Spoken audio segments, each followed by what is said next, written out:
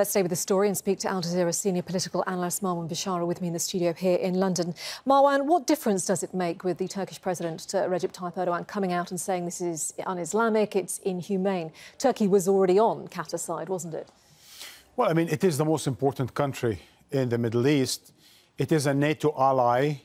It is involved in many of the issues which Saudi Arabia and the United Arab Emirates are talking about.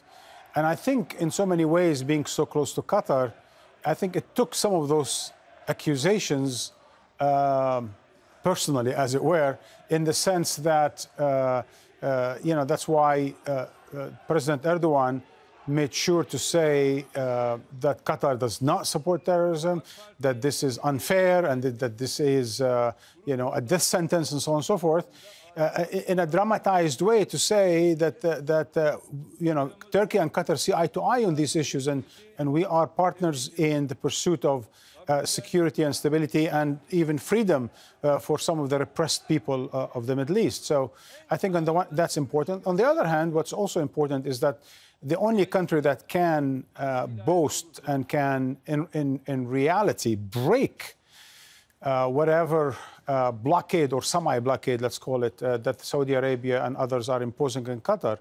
Qatar can break it in more ways than one, and Qatar and Turkey has committed, in case it's needed, to defend Qatar against whatever aggression that could come to it. We've got the Saudi Foreign Minister, of course, meeting his US counterpart, Rex Tillerson, in the US. What should we read into the fact also that I saw on Twitter that the US ambassador to Qatar has, in the last couple of hours, announced that she is leaving Doha. She's no longer going to be in that post. Is there something to read into that? Well, that was expected. I think what was interesting is that in her last few days and weeks in office, she actually contradicted President Trump on a number of occasions, talking about Qatar's important role as an ally of the United States and so on and so forth. So even after President Trump jeered against Qatar, she seemed to defend and recall some of her earlier tweets in support of Qatar.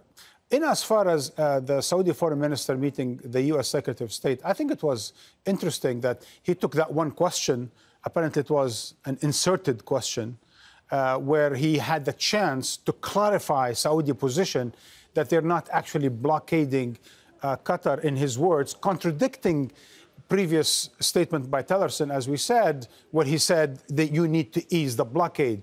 So instead of walking back or backtracking on earlier Saudi threats to Qatar, he basically is trying to clarify that in the end of the day, we're just, doing the sovereign thing of